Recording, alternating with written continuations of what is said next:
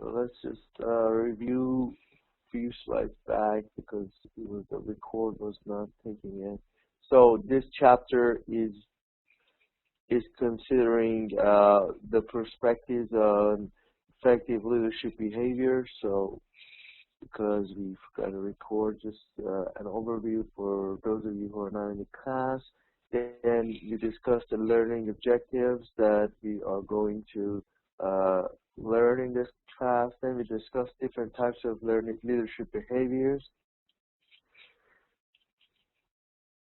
The first one being consideration, means that the leader's concern for the people and interpersonal relationship, and the second type is initiating a structure, which is the leader's concern for accomplishing the task.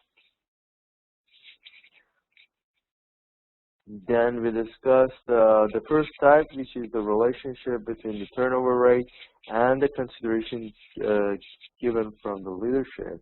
And we realized that after a certain level of consideration, which is from, let's say, 71 to 75 to 86 to 90, we see that there is no change in the level of turnover, which means it doesn't decrease after a certain point of time, like the turnover. So it doesn't matter if you're giving consideration 71 to 75 or 86 to 90, the level of turnover would be the same. That could give us the idea of not spending more like time and energy on consideration after 71 to 75. So that is like enough, and the more we are doing it, we are not getting any benefit of decreasing the level of turnover from the staff. Then here, there is a relationship between initiating a structure and turnover rate. So by initiating a structure, we mean setting certain rules and patterns and requirements for the employees to basically get the tasks done. So we can see as we increase that level, the turnover increases. So when we are having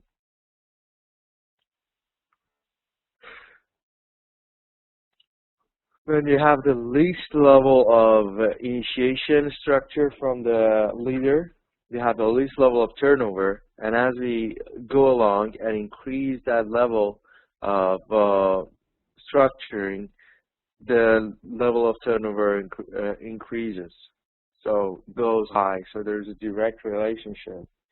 So that explains a lot about those type of leaderships that make a lot of employees leave, and they are more of telling leaderships that you're told every single detail about what you're supposed to do, and most of the personnel they wouldn't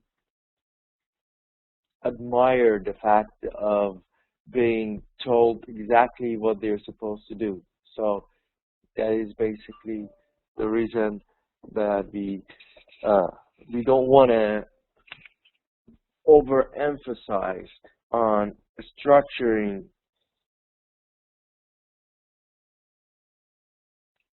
and you know, telling the employees what to do. Okay.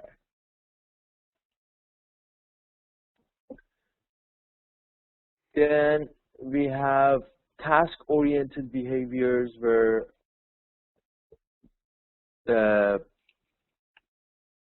task is the important aspect of the leadership. So it is only the task that should be done, and the rest would be the secondary compared to the task. So Then next type of leadership behavior is relations, which is relations-oriented behaviors, which is all about the relationship that the leader has with the staff. So it's more of the relationship. If they're doing a good job, it's all about like communicating that if you want them or expect them to do something, it's all through the relations that you have with the staff and people who work for you. So it's more of the relationship that you have with your staff. So that is also a very common type of leadership. And if the next one is participative leadership. Participative leadership is another type of leadership that is also called empowering leadership or democratic leadership. So it involves the leader's use of decision procedures that allows other people, such as subordinates, to have some influence over the decisions that will affect them.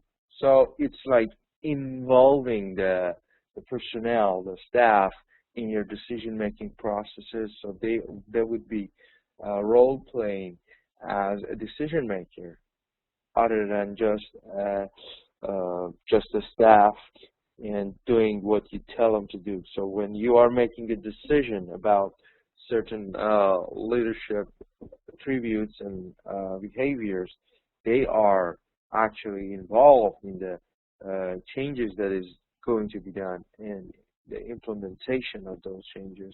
So they would feel that they are part of that decision making. Then we have peer leadership. Peer leadership being that the leadership you get from your peers and co-workers, and it's just everybody is involved in giving you the leadership that you need. So in this scenario, there is more of your peers that would be involved in getting the task done. So being your co-workers or staff, so it's like everybody's at the same level. They are providing the leadership that is required. Not necessarily you have a certain person that is higher, or you might have, but what it is that you are like a co-worker, sit down and talk and coaching for each other. So in that sense, it's more of a feedback you get from your other peers, and that's also a type of leadership. So there are some limitations of this research. So what I would like you to know is that this chapter and basically the findings that we're discussing is based on the results of a research, of a survey. We haven't discussed how to run or implement researches and surveys, but we will in next semester. But just a brief introduction to research is that when you're doing a research, you will have a questionnaire and you'll give it out and people will answer that questionnaire. Like you will have questions which we call items, and they'll answer them, and then you will try to analyze their answers, like your respondents' answers. And there are different aspects to a research, especially to their questionnaire. So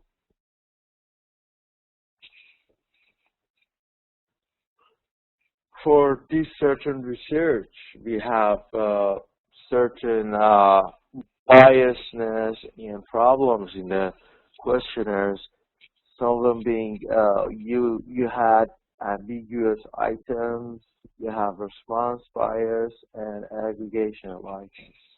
So the collection of items or aggregation of items, the response that you get from the staff is just, I mean, from those group that answered your research might have some biasness. And also, the questions might be ambiguous, which means they would not be clear enough for the respondents when they answer. So all these are problems for the research that was conducted. So there are problems in interpreting in causality in service studies. So what we have here is, on the right-hand side, we have the variable. Like, what are we discussing? What is the fact that we are discussing its influence on the leadership behavior, which is the case A. On case B, I mean, the first case, which is case A, is its leadership behavior, its impact on the variable. So the variable could be anything, like turnover rate of the staff, or it could be their happiness, their success. It could be any variable.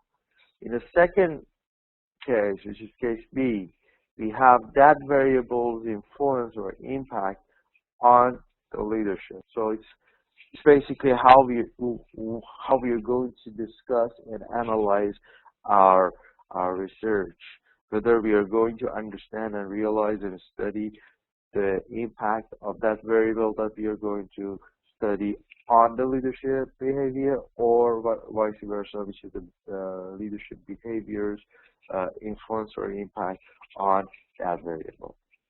Then in case C, we have that variable that we are going to discuss, but there are some other external or in-between variables that they have influences on both of them. So we are not sure that how the relationship between those two work, but we are sure that those other external factors have some influence on both of them, and then we discuss and study that. And in final scenario, which is scenario D, we have that variable, and then their influence on the raters attribution means those who have rated the surveys and answered that, those attributions that they have, if there's an influence on that because of the variable in the first place, and then because of their attributions, there is a relationship on leadership behavior.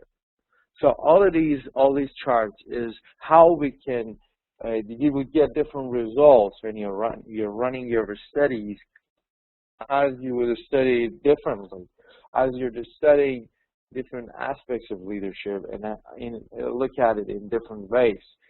So don't get confused. It's just what are the factors that you're studying, what are their influences on the leadership behavior. Okay. So the experiments. What are the experiments that we are talking about? Some of them are laboratory experiments. That laboratory experiments are those type of experiments that are done in for a limited group of respondents. So, like, it would be a laboratory or a group of people just working in a lab, and so because it's limited, you have limited generalizability. We call it external validity. External validity means that the level that you can generalize the findings of the research to, like, general cases. How much can you say, okay, we can generalize that? So if your laboratory is very limited and the number of respondents are like just a few, and you have found some great results from your research, you would not be able to generalize it in different cases or scenarios or labs, because in other cases, the study could come up with new results, and you're just suggesting that there is a low generalizability because of the low number of the staff that were questioned. Then high internal validity is because it's very limited and small, you have a very high level of validity. So your generalizability for that certain group is pretty high because you have studied them all, so you know all about it. And finally, there are inconsistent findings. So inconsistent in the sense that for that certain group you will find some findings, but for like general cases and scenarios, you might not necessarily get the same findings. That's why it's inconsistent. Then field experiment is more of like just that general field. It's bigger than the lab experiments. You'll have more number of staff being questioned and studied.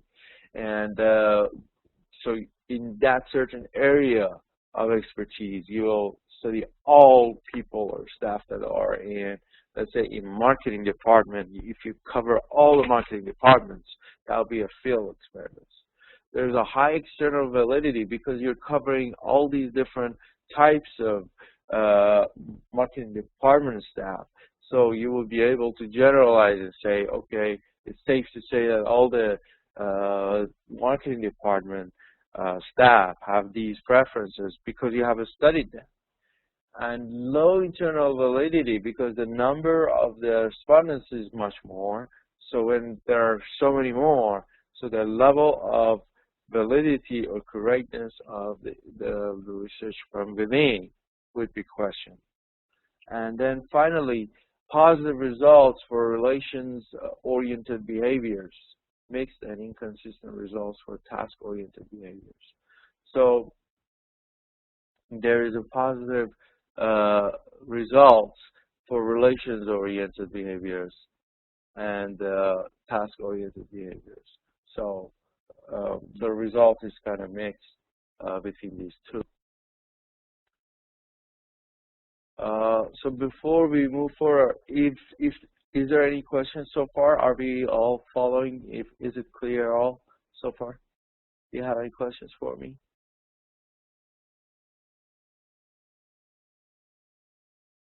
Yes, please. Sir, yes. If you want, you can speak up your questions. Would you like to talk? Please go ahead. Can you hear me, please? Yes, I can hear you. Please go ahead.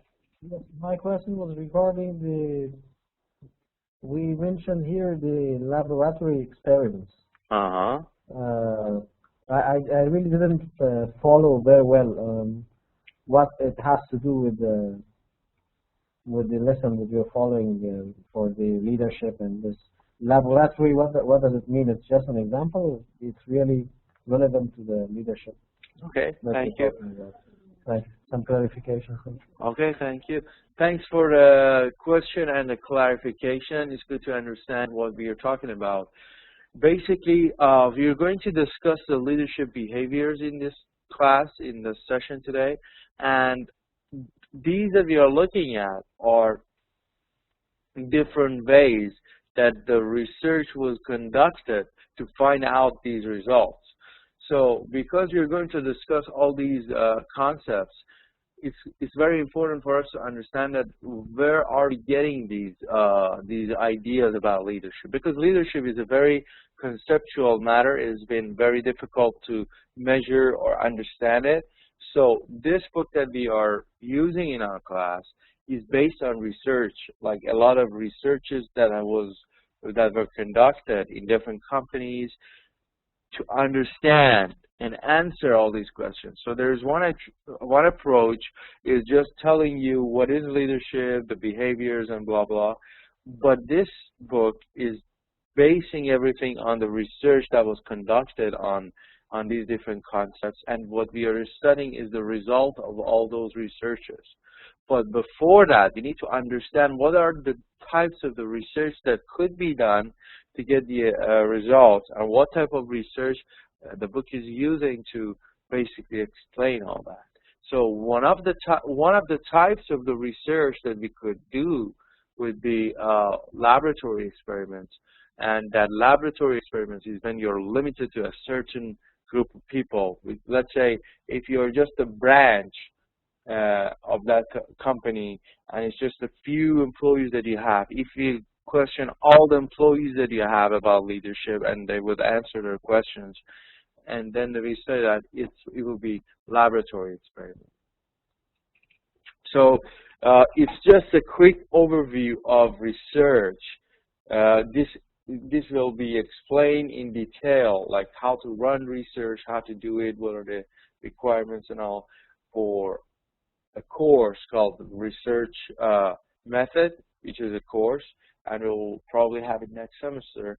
But today in this class, we're just overviewing what are the requirements and what are the factors that they'll study in a research, and we are conducting a research. And basically in this chapter, we are going to discuss the results of all these researches that was ever conducted. I wonder if that clarification answered your question, Mr. Piasi. Okay, beautiful. So, critical incident research. So, types of leaders' behavior. I mean, now we are going deeper into the results of those researches. And types of leadership behavior, first, we have planning, coordinating, and organizing operations. So, in this type of research, basically what we do, we plan, we coordinate, and organize operation as a leader. So, these are like basic, normal, regular type of jobs or tasks that a leader do. Then the second type is supervising subordinates. It means that the leader is basically supervising and coaching and helping the subordinates to get their task done. So it's more of a like monitoring and helping them out. Then the third is establishing and maintaining good relations with them. So you will try to create bonding with your employees. You try to establish some good relationships with them. So it's like more of a communication that goes on between you and a certain staff. And establishing and maintaining good relations with superiors, peers, and outsiders.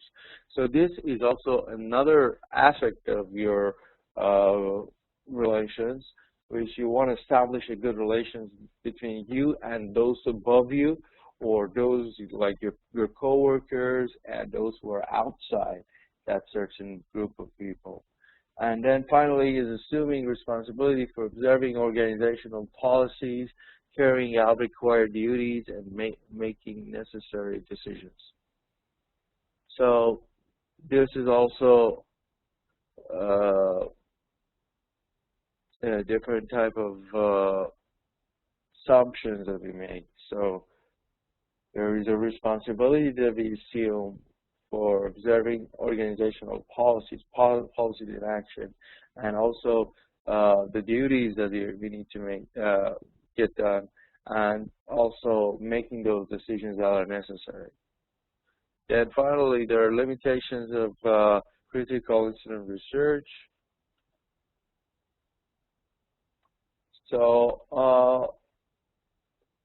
before I go ahead, let's have an in-class kind of activity right now, and that would be just for you to give me an example of any of these. Can you just write down, each of you, one example of any of these types of behaviors? So if you can, you could do it yourself. I trust that you're all managers and executives in your own careers. So you could just be the leader, and if you could give us an example of how you plan, let's say, or organize the operations, or how you supervise those below you. So just one example from any of these, like your example could be from the planning, your other friend's example could be from supervising, and how you supervise the people below you, how you establish relations with those employees that you have.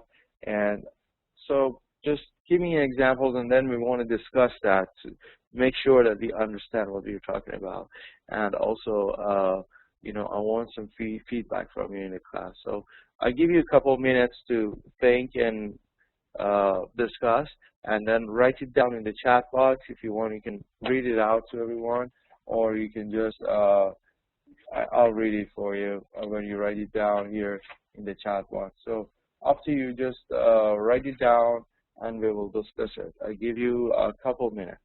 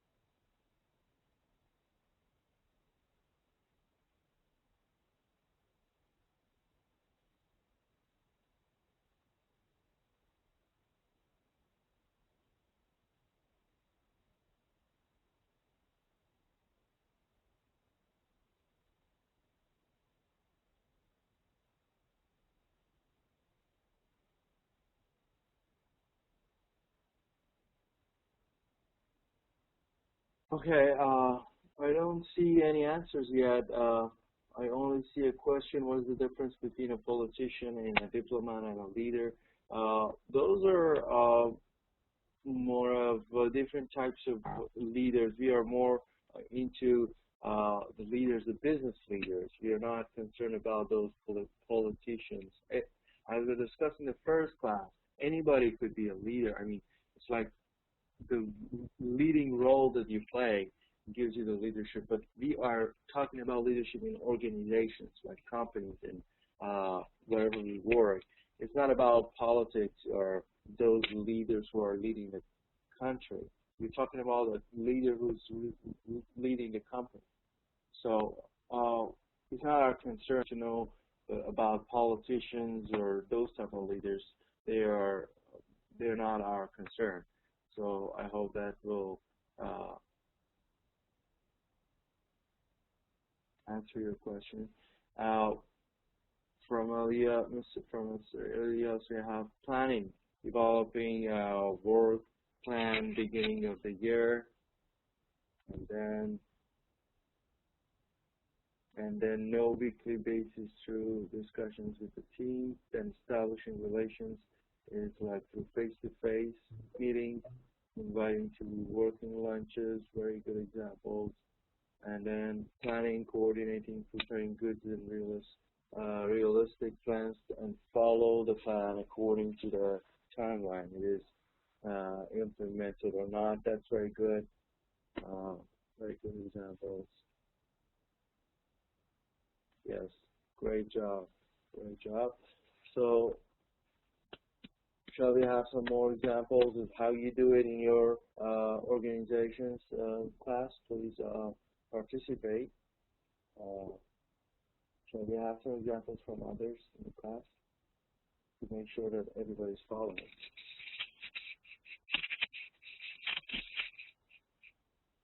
Okay, Mr. Zafar, do you want to discuss that in the class? Please go ahead.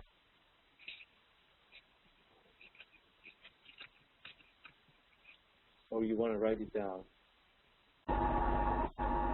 Can you hear me? Yes, I can hear you. Please go ahead.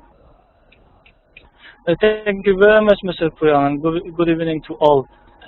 In relation to the question that you raised, in the Afghan context, I have to say that in the planning stage, and also when we are delegating activities and discussing overall organization-related interaction with the employees, tradition somehow influence our leadership role.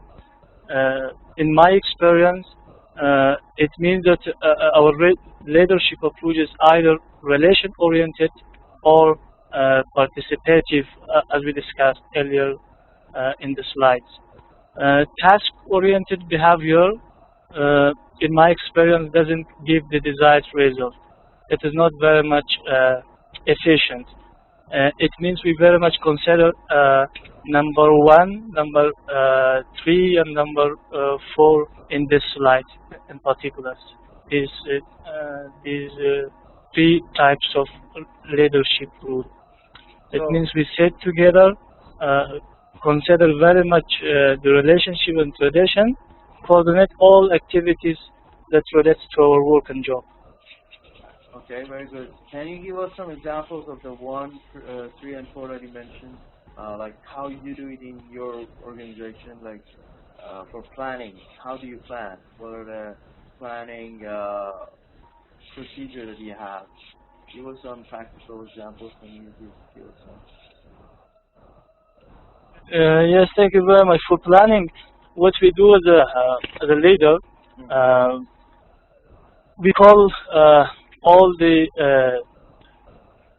employees and co-workers that we work with, and then we ask them to give the manager their monthly plan, for example, or their weekly plan, and then we review, bring our comments, and delegate the task back to them. And of course, we very much consider their comments and their concerns if there is any. But most of the time we have face-to-face discussions and face-to-face interaction for planning. Okay, very well. Beautiful. Thank you so much. So as you can see, these are very practical levels of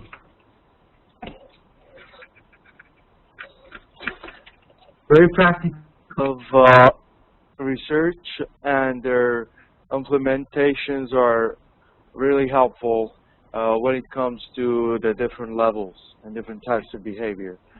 So we can all find similar activities that we do in our organizations. So the high leader, what do we mean by this? High leader is actually, it's one of our types of leadership behaviors, and basically what it is, it covers different types of leadership. So one of them is the managerial grid, and basically the PM leadership theory. So like these are the managerial grid is like basically the grid that covers all the managers with their jobs and their the explanations of their jobs and what they should do, and then different types of models like additive versus multiplicative models. So additive being that you will basically add whatever feature that you like to the leadership role, but on the multiplicative model is that there are certain tasks for the leaders that would be multiplied by adding different leaders on the board. It would be like from different levels. And then limited support for a universal model. We have this concept of it, which is there's not a lot of support for having a universal model, which is like a type of leadership that is exactly the same all over the place. So even different types of or concepts of the leader we're discussing, they are not necessarily exactly the same everywhere. And then we have this other aspect is the need to incorporate situational variables. Situational variables being like at different situations and scenarios, the variable would change that we are studying in our research, and basically we need to bring them in our research and involve them in, because those are also very important when we are studying and understanding the leadership role. So this is the grid that we were talking about. So we have concern for people on the left-hand side, and then concern for production at the bottom. So as you can see, as the concern for the people increases, I mean, it goes like in like grids. Like each of those boxes are showing us how we're doing. So if you look at those green ones, that they have a certain title there. So when we have one for concern for the people and one concern for production, is one-on-one, is impoverished. It's not. It's just the beginning level. On the same token, if you go to the maximum level of concern for the people, is like country club, which is the major concern is just for the people, not necessarily the product. But as we move along the grid, we see how it changes, like how the concern for the people increases, and at the same time concern for production increases. So it's not that the concern for the people is actually against the concern for the production in many ways. As the concern for the people increase, means those people that are working for you and you're their leader, your production will increase as well. So they go along together. So in the middle of the road, which is 5-5, which is 5 for concern for the people and 5 for concern for production, you see that you're just in the middle of the road. Means that you have come a long way getting them like together, which means 5 for concern for the people and 5 for concern for the production.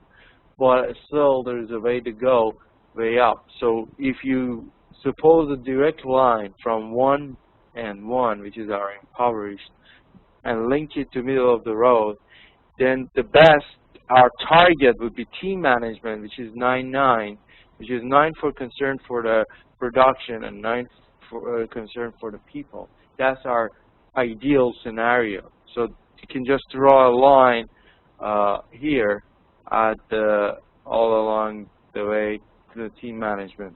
And at the bottom there, we have authority compliance, where we have only concern for the production and basically only one concern for the people. So it's more about just the product.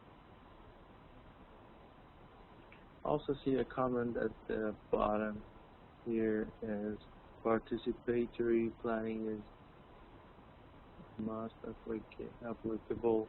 Study the work to be done and collect inputs and prepare plan for both present and future activities to be carried out. Step by step. The parts can be made. Okay, yeah. So Mr. Navabi is mentioning how we can monitor and evaluate the staff and the inputs so we can prepare it for both present and future activities. That's a very good one. And I think it's more of the previous questions that we raised. So my question now for you guys is, how do we make sure that the company is going to the right direction, like team management? How do we know, like, where is the borderline of the concern for the people? Let's say if you're a manager, when is it or how is it that you would make sure that that is the borderline? Let's say when we are concerned for the people, we would say, okay, from this point on, you don't want to get involved even more with the people, so the concern. Or where is it that we can say, okay, for the production, we are good enough and we don't want to push anymore? How do you guys manage that? So I want to ask you this question, and then we will discuss. Can you give me some answers? You can write it down or raise your hand, and we will discuss it also.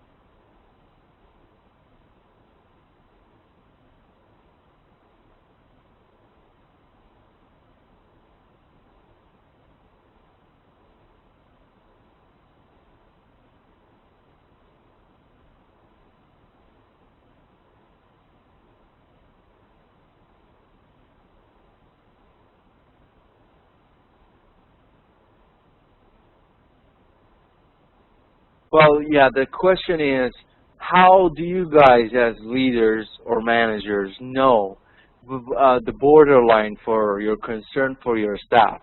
So let's say at the one-on-one, which is the lowest, like just one concern for the people or one concern for production, you're not much in,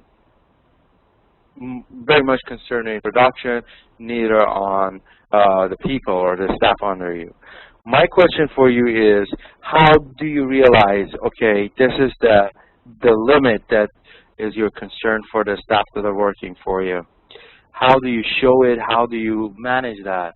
How do you change from concern about your staff to concern about production? Let's say if you're working in a bank, where is that limit that you say, okay, my staff, my bankers, the number of solutions that I require from them is enough for this number, and now I should really focus on developing a bonding and relationship with my staff. How do you realize that in your company? Give me some examples and explanations of how you manage that.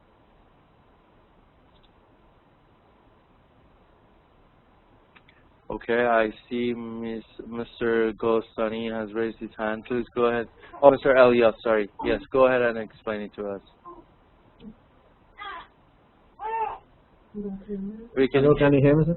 Yes, we can hear you. Please go ahead.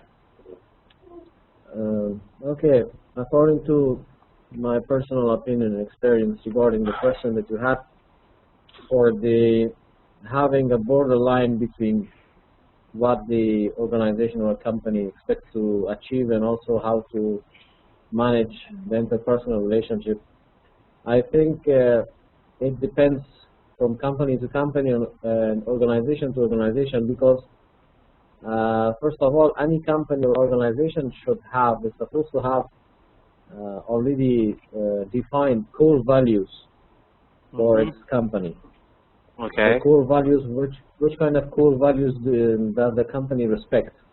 And then based on these core values, the company has a vision and a mission, and also the goals and objectives that it wants to achieve. There is an overall goal and objective, but there is also like short-term and mid-term and long-term achievements plans for the company goals and objectives. So if we really want to have the company to work on a result-based management style, we always see at the work plans that there is a result and an expected output, and then all the resources and activities are kind of channeled towards that. But we don't mention in the personal relationships usually within the work plan. I have seen it nowhere to come like that.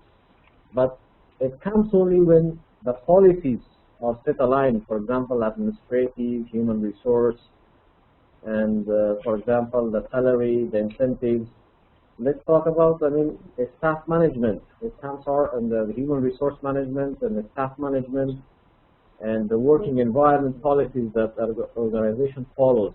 It's within these guidelines that the company operates. For example, let's say if for female staff, the company needs to have considered maternity leave.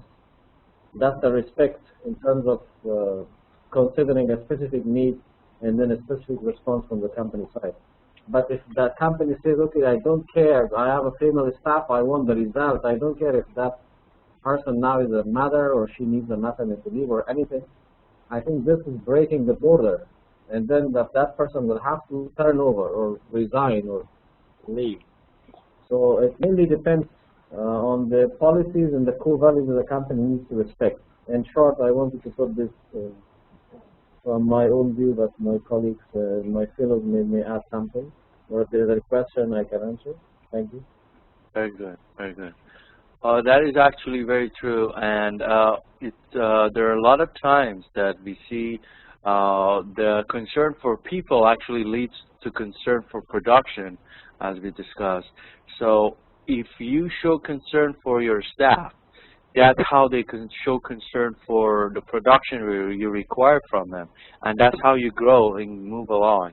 So that's our ideal case, is when your concern for people is growing, and at the same time the concern for production as a whole in the whole company is growing. So it's basically very, very related.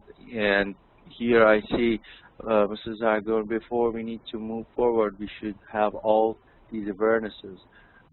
One is technological awareness, organizational, political awareness, philosophical, internal and external environment awareness, cultural awareness, ethical awareness, psychological awareness, and organizational economics awareness. So sure, yeah, those awarenesses are important for you to move on. That's true.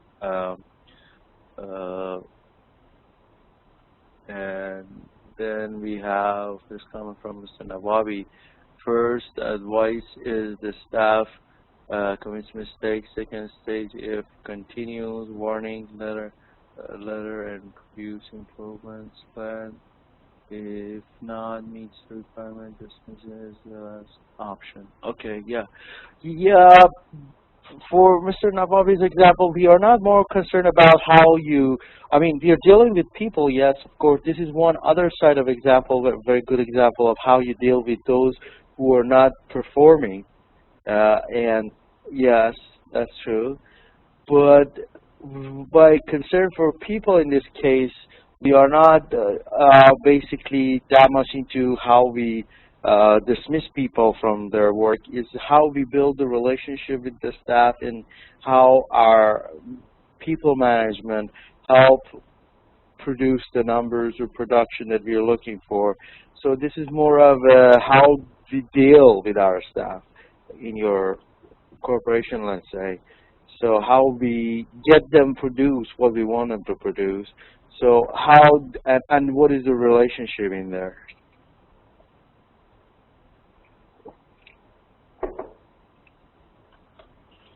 Do you want to answer that, Mr. Nawabi?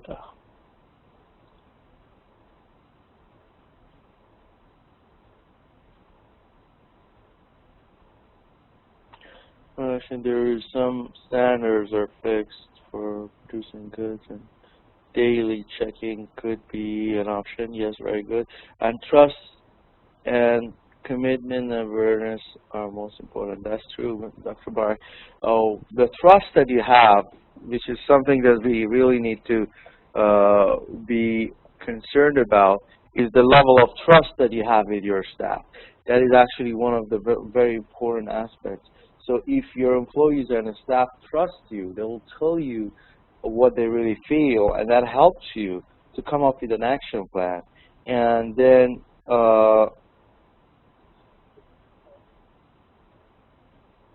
the awareness, of course, is important. People cannot control, but we will trust an employee.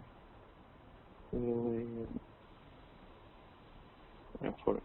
And then, of course, the capacity building and creating ownership among the staff is also very important. Very, very true. Very good. So, very good examples. Let's move on to the next slide.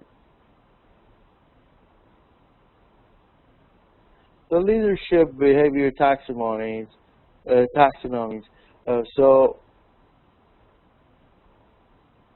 this chart is more of the overview of the result of the research. So we don't want to go into details into this one. This is more of how we analyze the research data that we get, which is not very necessary at this point. Then leadership behavior taxonomies. So source of diversity among taxonomies are basically what we mean by this is there's diversity and differences between those taxonomies that we have. So one of the major understanding that we need to have is there is no absolute set of correct behaviors. So we cannot just say, okay, this set of behavior is the best. Sometimes there is no right or wrong answer because the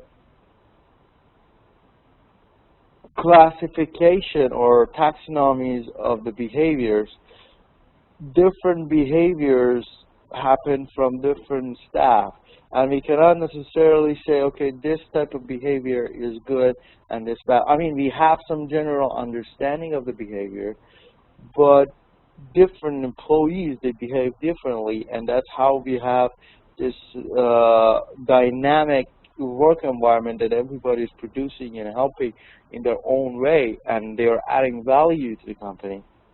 So I see a few comments here.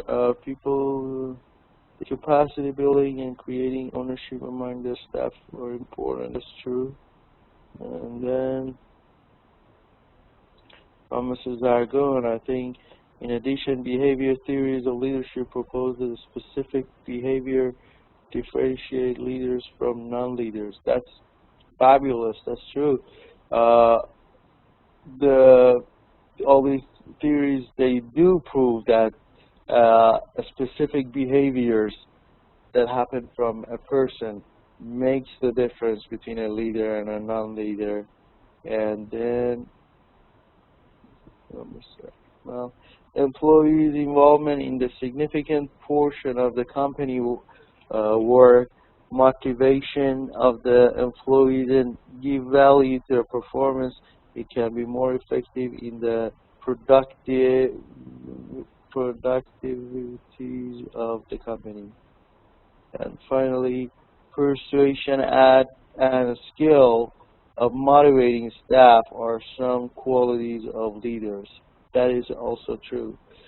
So as we were discussing, so the categories of different behaviors, so there's a certain level of abstraction also. It's like it's not everything is tangible what we are talking about when we are discussing about the motivativeness or inspirational level of the employees.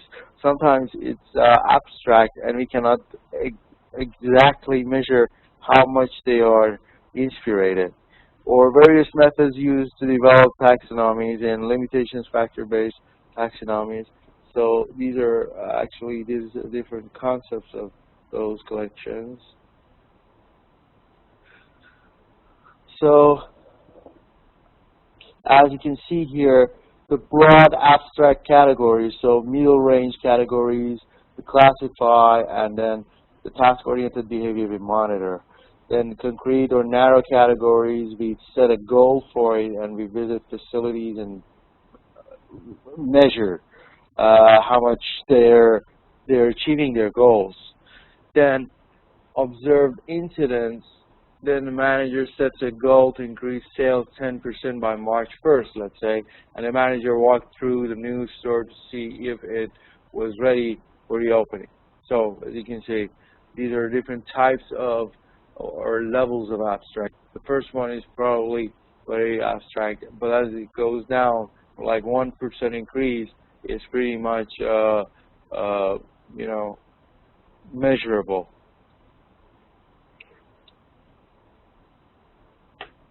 Okay.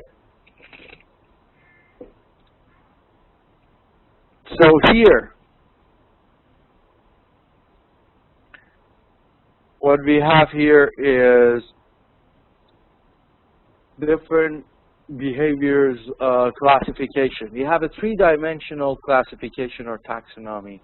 We have TRC, which T stands for task, R for relations, and C stands for change-oriented behavior.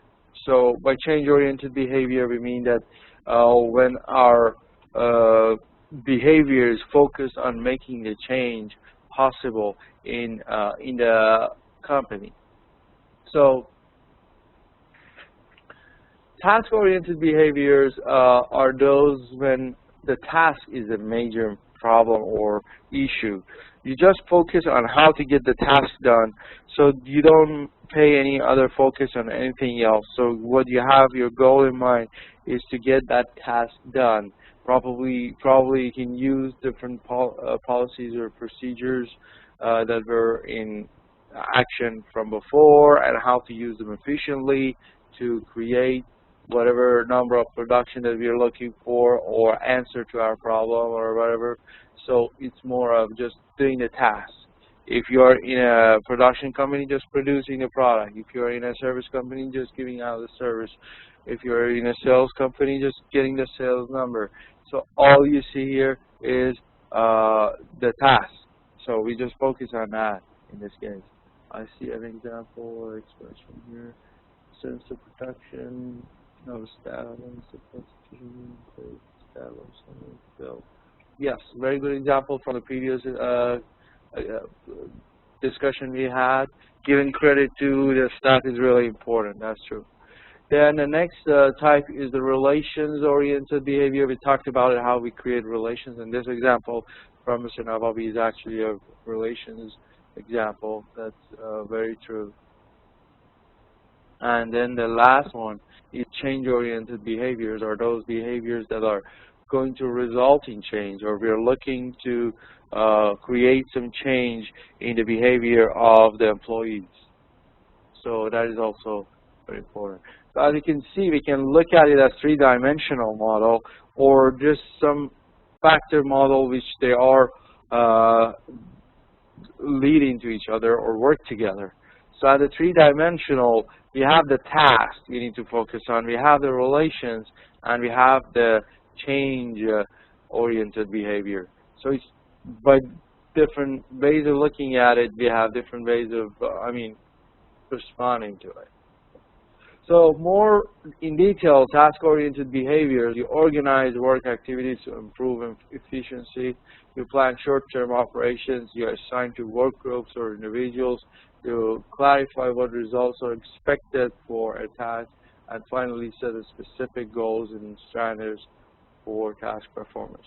So all you can see here is just an result or understanding of the task-oriented behavior. So in this case, you want to improve the efficiency of the task because your major goal in this case is just a task to be done better. Then you have a short-term operation plan. Then assign work to groups or individuals. You try to create group work, so you give stuff to the groups to do it, and then to individuals. And clarifying what results are expected for a task, and setting specific goals and standards for task performance. So all these are how we deal with your tasks. And then more explain the rules, policies, and standard operating procedures to understand what are the standards. Then direct and coordinate work activities. So direct them, coordinate them, explain it to newcomers so they understand it also. And then direct and coordinate work activities and monitor openings, and performance. So when you monitor the operations and their performance, monitoring them, it gives you how it's done and what are the problems. You understand the issues and problems when you do monitoring, and then resolve immediate problems that would disrupt the work. Okay. Then relations-oriented behaviors include providing support and encouragement to someone with a difficult task. So this is more of the concern for people side. So providing support and encouragement to someone that has been assigned a difficult task, or express confidence that a person or a group can perform a difficult task. Giving them the confidence, giving them that feeling that they can do it really helps the employees. If they feel they cannot do a task, even though you assign it, even though it's a requirement for their job, they won't, they fail. So that encouragement is really helpful. Then socialize with people to build relationships. So try to socialize with as many people in your company as you can to build that relationship and recognize contributions and accomplishments. So you need to acknowledge the fact that they did like achieve something, they could do something very well, and that will help them to flourish, to do it again, and also encourages others to do that, and provide coaching and monitoring when appropriate. So I have an example here from Mr. Nawabi. First, sense of protection of the staff and civil. Oh, no, yeah, we did discuss that.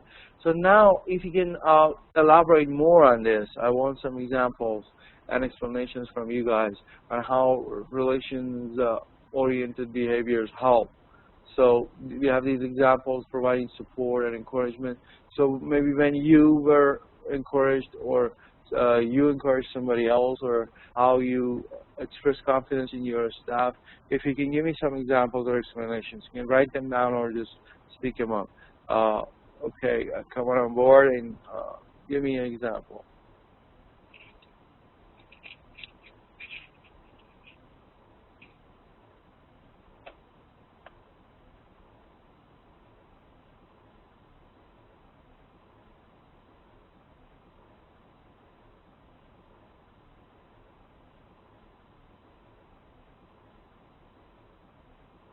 Okay, Mr. Riyasi, please go ahead and tell us about it. We can hear you. Yes, we can hear you. Please go ahead. Can you hear me, Elias? Yes, I can hear you. Can you hear me? Yes, please go ahead. Sorry, sir, your voice was coming a little bit broken to me. I think the question is regarding the relations-oriented behaviors. Yes. My question was, okay, now we have some explanations here. So how do you implement it? Give me an example of how you express confidence in your employees, or your manager has done it. Like, give me an example of how it's done, and then some of these, could you give us some examples?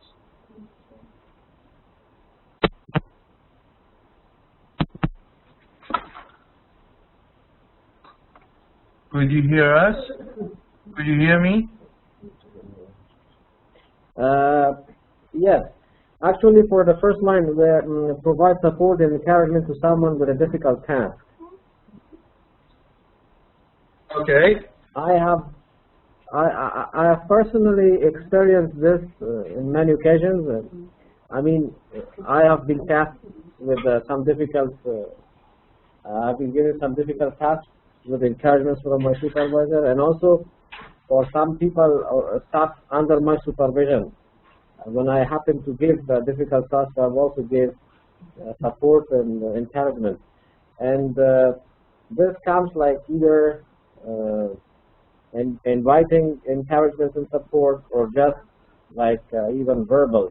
And this is very helpful actually, because when you give an assignment to somebody with some difficulty, this is like a challenging job for him or for her, and in fact, this challenge also builds further the skills that he or she has, and with providing the encouragement in writing, for example, an email that thank you very much, this was a challenging job, but you did it very well, I'm very impressed. Even this short line, I've seen that it improves the staff a lot. Or if it's a real kind of big task, this also is reflected, for example, in the appraisal of the staff during the periodic appraisal that we have in the middle of the year or in the end of the year. This is how I think the staff management is carried out with two things. One is the motivation, and the other is also the accountability. So I think if we follow through these two approaches, the relationship is built very good with the staff. Thank you. Okay, thank you very much, Elias. Yes, very good explanation. Yeah, as you can see, you know, these scenarios, we are dealing with people, like how we basically implement each and every one of them could be different for every single staff of yours. We don't have a one-size-fits-all kind of scenario. So let's say what is encouragement to an employee could not work for all of them. Like some employees don't like to be on the spotlight. So if you want to encourage them and bring them in the front, they feel uncomfortable and they don't like it. For some, they do. So you need to understand and know the employee. So when you're encouraging them, your encouragement is the one that suits their personality. So that is really important, understanding that we are dealing with people, and it's like really people management, and the relationships should grow according to that certain person that you're talking about. So I have some explanation here from Mr. Nawabi.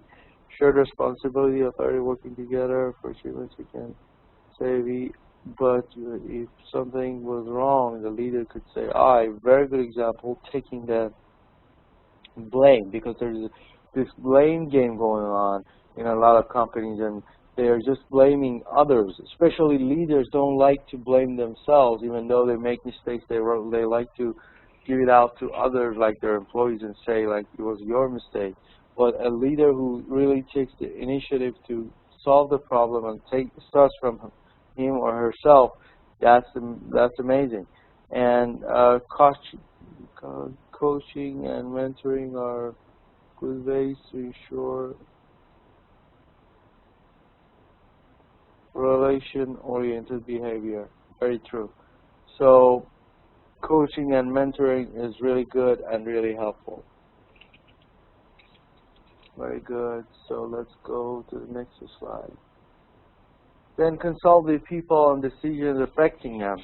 So when they are making decisions that affect them, consult with them. Or if you are making those decisions, involve them, because they are part of that decision. So give them some acknowledgement that their ideas and the way they think about it and see it would matter to you.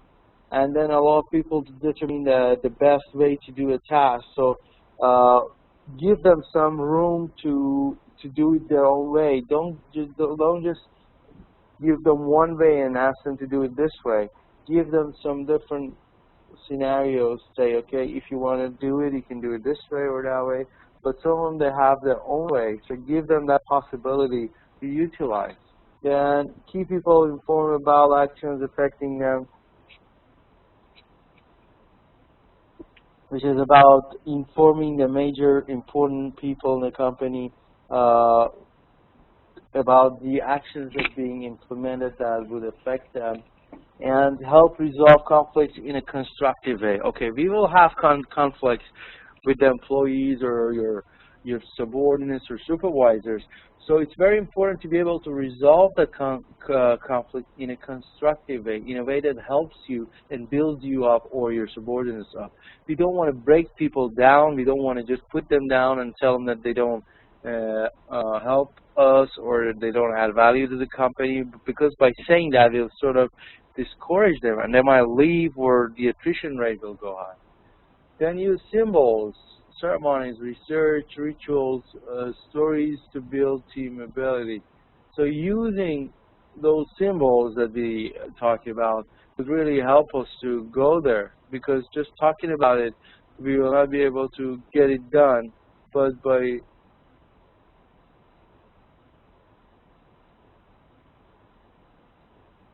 using some simple symbols and ceremonies, we will be able to do that.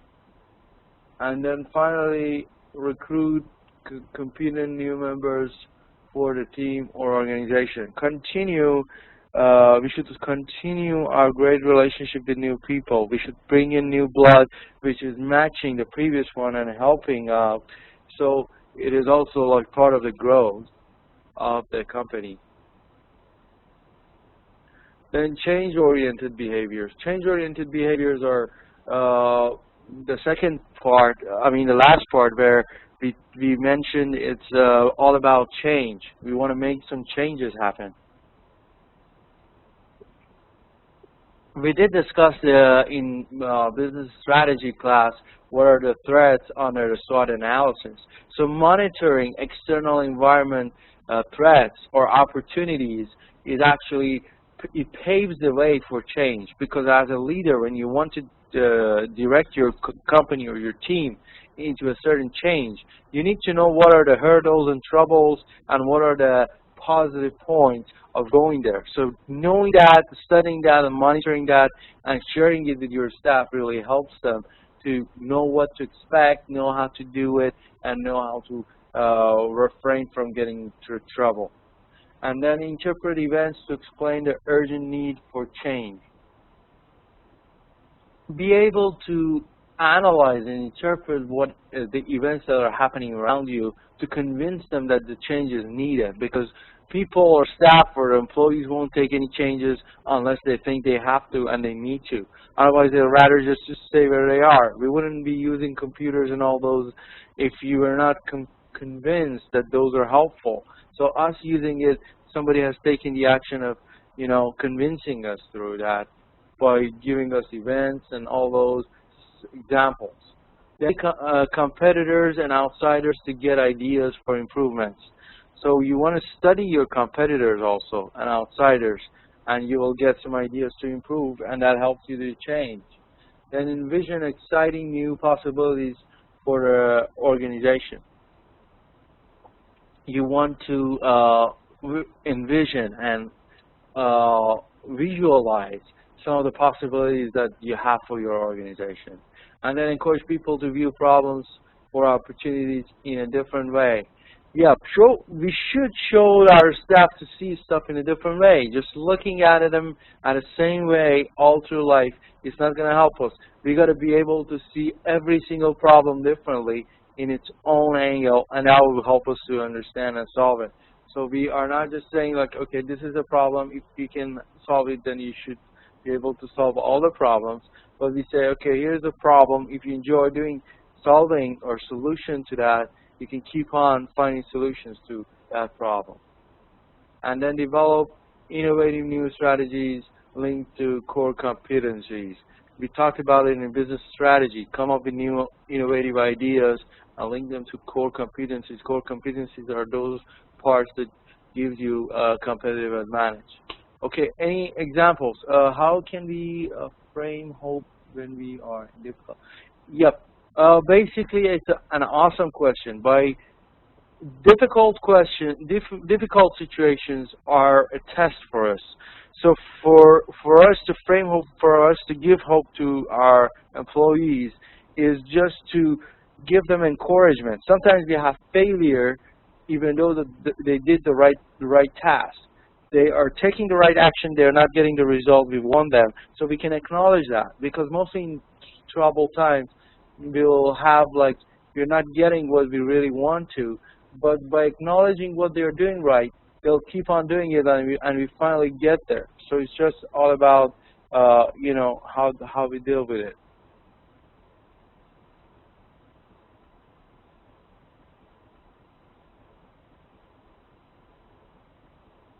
Okay.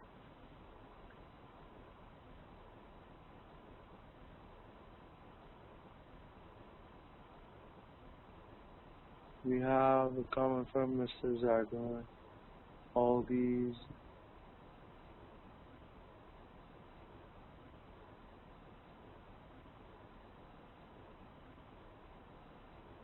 Okay.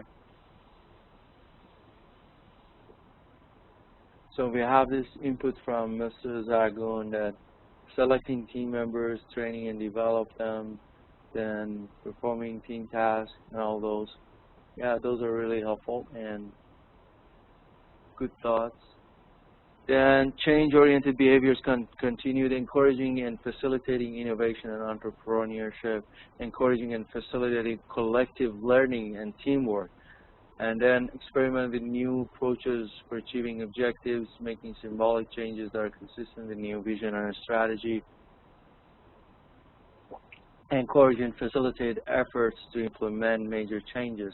So we need to facilitate changes, help them go through the change. So be the first one, be welcoming for the change and address the issues and problems that you will face, and then announce and celebrate progress in implementing change. Influence outsiders to support change and negotiate agreements with them.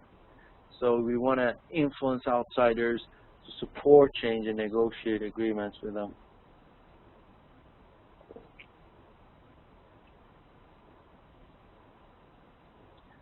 So some comparison, as you can see here,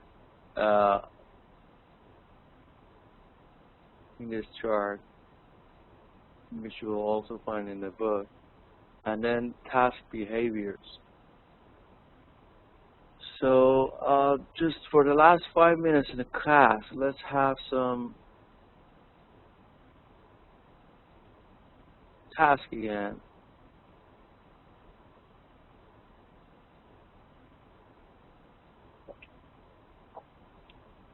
So here, let's have some examples. Okay, my questions to you is, how do we implement change? How do we implement change? I mean, we have all these answers here, but like, what are your thoughts on it? Anybody wants to give us some input on how you implement change?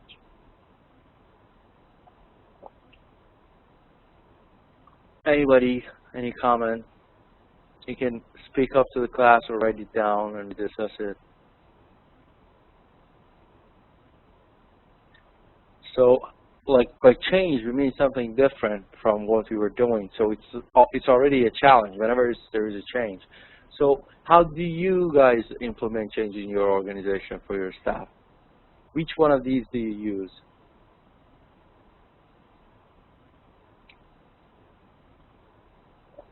Anybody? Are you following me?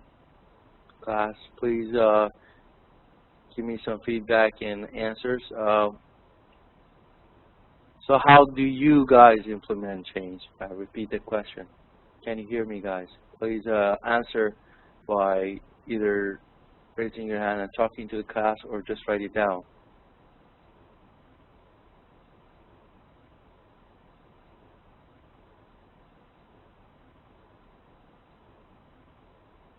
Hello? Can you guys hear me? Okay, Mr. Nabavi. Change, there is always resistance. That's very true. So it's difficult. One should be visionary and imaginative to communicate new ideas, persuade and make people yes. You're always resistant to change. We don't want to change. So there's staff. The first answer they say to change is no. And so we evaluate and bring changes in our new plan, okay? During the change, setting up clear strategies for the change implementations. Yes, good strategies to implement change, necessary training and workshops. Yeah, whatever training is needed, we should provide that, and actual implementation, monitoring, evaluation, and bringing necessary corrections. That is absolutely true. We want to make sure that we are implementing the right corrections and we are making the changes that are required. Okay, very good. Defining the change, that's awesome. Setting up clear strategies for the change implementation necessary. Training and workshops and actual implementation, monitoring, evaluation, bring necessary characters. Yeah, very good. Okay, do you guys have any questions for us? Any questions so far?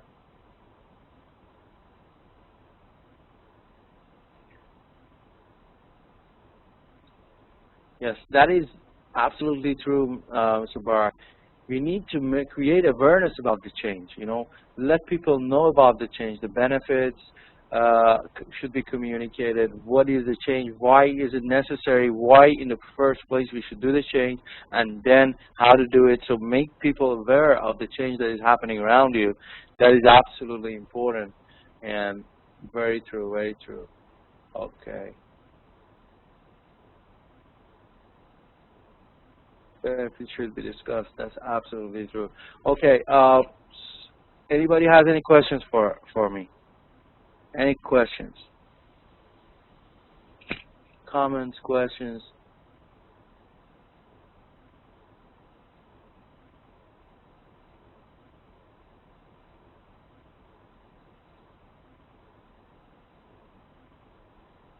Very good. Thank you. So if there's no question, we will leave it here. There are a bunch of more slides we will cover in the next section. So we just leave it at here, and let's start our next class, which is our economics class, in a few minutes. So let's take a break. See you in a few minutes in our next class. Thank you. Thank you, everyone. Let me stop the recording.